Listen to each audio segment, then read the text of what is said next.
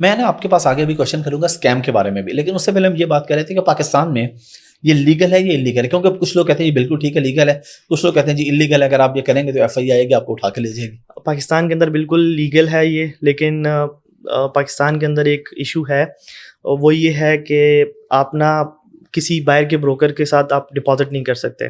जैसे कि different PTI की तरफ से भी मैसेजेस आते रहते हैं कि ऑक्टा एफएक्स और एक्सएनएस के साथ आपने डिपॉजिट नहीं करना। अब इशू क्या होता है कि ये कंपनीज जो होती है ना, ये जितने ब्रोकर होते हैं, ब्रोकर एक कंपनी होती है, ये पाकिस्तान के अंदर रजिस्टर्ड नहीं है। ठीक है, एक तो इशू ये होगा, रजिस्टर्ड नहीं है तो पाकिस्तान का कोई भी कानून इनको कुछ भी नहीं कह सकता। लेट्स सपोज आप एक्सएनएस ब्रोकर में डिपॉजिट कर रहे हैं, ठीक है, तो वो आपके पैसे लेके भाग जाता है। जैसे अभी बीडी स्विस ने किया, अभी एक ब्रोकर है, उसने पैसे लेके वो लोगों के भाग चुका है। ठीक है, तो पाकिस्तान का कोई भी कानून के ऊपर लागू ही नहीं होता। दूसरी चीज़ ये है कि आप डॉलर्स जो है वो पाकिस्तान के अंदर से बाहर लेके जा रहे हैं, ये दो वजूहत। और तीसरी, ये स्कैम भी कर जाते हैं लोगों के साथ। जैसे एक एरा पूरा चला था ओलम ट्रेड के ऊपर, बहुत बड़ी मार्केटिंग हुई थी, एक ब्रोकर था ओलम ट्रेड, तो एंड में जो है वो अब मैसेजेस आ रहे होते हैं पीटीआई की तरफ से कि इस तरह के ट्रेडिंग प्लेटफॉर्म्स को आपने यूज़ नहीं करना।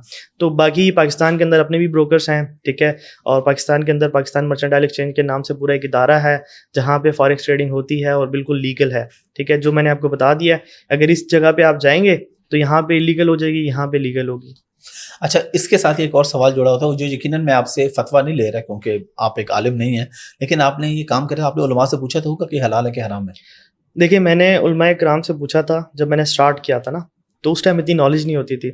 ये कोई 2017 की बात है। 16 में मैंने स्टार्ट किया था और 17 में पूछा था कि यार ये हलाल है हराम है। तो उस टाइम इतनी नॉलेज नहीं थी, इसके ऊपर रिसर्च नहीं हुई थी ना, तो उस टाइम तो मुझे मिला था कि हलाल है, क्योंकि मैंने अपने वे में उसको एक्सप्लेन किया था। तो अब जो उलमाए कराम है इसके बारे में फतवा देते हैं, कुछ हराम कहते हैं, कुछ हलाल कहते हैं। अब जो हलाल कहते हैं वो तो उसको साइड पे कर देते हैं। अब जो हराम कहते हैं उनके ऊपर एक दो पॉइंट्स हैं। सबसे पहला कि यार ये जो लेवरेज होती है, इसके अंदर जो लेवरेज यूज़ होती है, इसके ऊपर इंटरेस्ट लगता है तो ये हराम हो जाती है। ठीक है, दूसरा पॉइंट उनका होता है कि दूसरा पॉइंट ये होता है कि आपका किसी चीज़ के ऊपर कब्जा नहीं है। ठीक है, जैसे लेट्स सपोज मैं जीबीपी यूएसडी कोई करेंसी है उसको बाय कर रहा हूँ, तो मेरा इसके ऊपर कब्जा नहीं है। ठीक है, ये मतलब दो पॉइंट की वजह से इसको हराम कहते हैं। अब इसके ऊपर मैं एक्सप्लेनेशन दे सकता हूँ। जैसे कि लेट्स सपोज अब मैं जीबीपी यूएसडी को बाय कर रहा हूँ, ठीक है, तो अब इसके पीछे क्या हो रहा था वो मैं आपको बताता हूँ, जिसको सीएफडी कॉन्ट्रैक्ट और ये सारी शक्ल दी जाती है। तो उसके बैकएंड की मैं बात बता देता हूँ। अब ब्रोकर जो होता है जिसके साथ हम डिपॉजिट करते हैं, तो वो हमारा वकील होता है। ठीक है, अब वो वकील होता है, अब उसके पास लिक्विडिटी प्रोवाइडर होता है। लिक्विडिटी प्रोवाइडर समझ लें कि बड़े बड़े बैंक्स और सेंट्रल बैंक्स वगैरह ये होते हैं, इंस्टीट्यूशंस होते हैं जो कि रजिस्टर्ड होते हैं और उनके पास बहुत बड़ी जो है अमाउंट में पैसे होते हैं। ठीक है, और वो प्रॉपर मार्केट के अंदर लिक्विडिटी दे रहे होते हैं।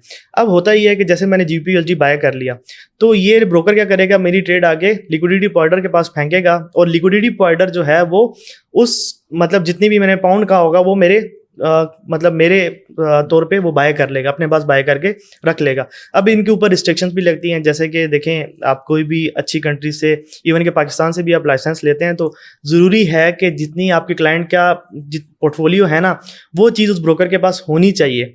तो इसकी वजह से क्या होता है कि कब्ज़ा आ गया, आपके पास कब्ज़ा आ गया तो वो चीज़ हलाल हो जाती है। तो इसके ऊपर अभी प्रॉपर रिसर्च होगी और बड़ा लंबे चौड़े काम होंगे। आपको पता है कि पाकिस्तान के अंदर जो है हर चीज़ पहले हराम होती है, उसके बाद रिसर्च करने के बाद वो हलाल हो जाती है। जैसे कि आप साउंड सिस्टम देख लें, तस्वीर भी पहले हराम थी, अब हलाल होगी। यूट्यूब की बात, सूरत हाल भी और चीज़ें, और फिर सारे उलमा इस पे पूरी वर्किंग करते हैं वो। अगेन इस पे तो मैं मेरे ख्याल सबसे ये कहूँगा कि आपको जो आलिम बेहतर लगते हैं आप उनसे जाके अपने तौर पे आप ये वाली एक्सप्लेनेशन दे दें कि अगर वो कब्जे की बात करते हैं तो कब्जा इस तरह से होता है कि एक वकील हमें जो है वो हमारा कब्जा कर होता है। दूसरी लेवरेज वाली बात आती है। लेवरेज क्या होती है कि जैसे लेट्स सपोज मेरे पास $1000 है, अब मैं ब्रोकर के अंदर डिपॉजिट करता हूँ तो वो मुझे 100 की लेवरेज दे देगा कि आप 100 की लेवरेज लो, मतलब वो मेरे पास परचेजिंग पावर जो है वो $1,00,000 की आ जाएगी। ठीक है, अब $1,00,000 की जब मेरे पास परचेजिंग पावर आ गई तो ब्रोकर ना प्रॉफिट में मेरे साथ होगा ना लॉस में मेरे साथ होगा।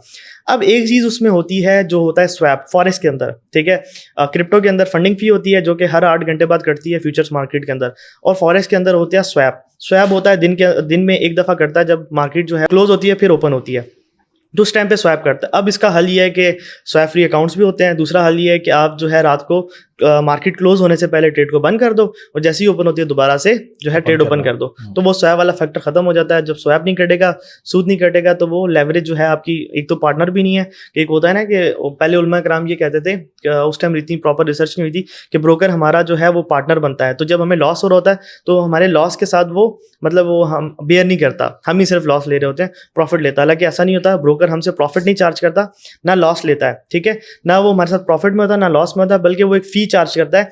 जैसे अगर मैं कोई भी मार्केट के अंदर पोजीशन ओपन करता हूँ, ठीक है, तो उसके ऊपर एक फी होती है, फिक्स फी होती है। जैसे एक स्टैंडर्ड लॉट होती है, उसके ऊपर $7 $8 हर ब्रोकर की अपनी फी होती है, तो वो सिर्फ वो चार्ज करता है और इस सर्विस के ये पैसे लेता है, मतलब वो हमारा प्रॉपर वकील बन जाता है ना।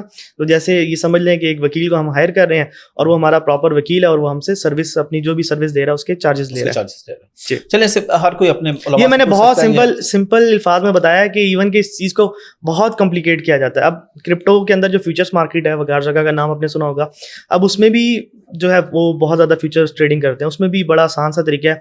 आप 8 घंटे जो फंडिंग फी होती है उसके कटने से पहले ट्रेड को क्लोज कर दें, ठीक है, उसके ऊपर कोई मतलब सूद नहीं लगेगा, ठीक है। ऐसे ही मतलब उसके डिफरेंट होते हैं, मेरे ख्याल से कोई 1-2 बजे चार्ज होता है, फिर उसके बाद मुझे टाइम का सही पता नहीं है क्योंकि मैं फ्यूचर्स ट्रेडिंग नहीं करता, टू बी वेरी ऑनेस्ट, लेकिन मुझे उसके बारे में बैकएंड में पता है कि वो फंडिंग फी चार्ज होती है जिसको हम सूद कहते हैं, ठीक है। तो उसका भी हल है कि आप उसकी फंडिंग फी कटने से पहले आवर्स को देखें, उससे पहले अपनी ट्रेड बंद कर दें और बाद में ओपन कर दें, इस तरह से मैनेज कर लें।